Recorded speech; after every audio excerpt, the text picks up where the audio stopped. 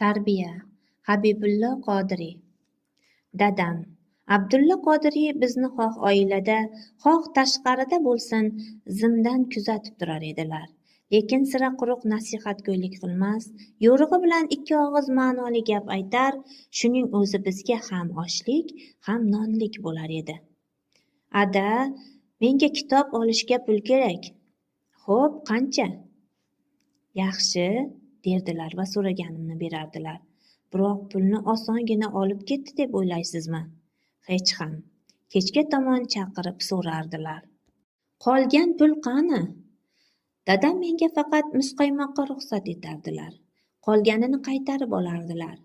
Maktabga ketishimda ham pulni juda o'lchovli, tramvayga va 1-2 stakan suvga loyiq berardilar. Peshinlik ovqatni-ku uydan jildimga solib olishimga buyurardilar.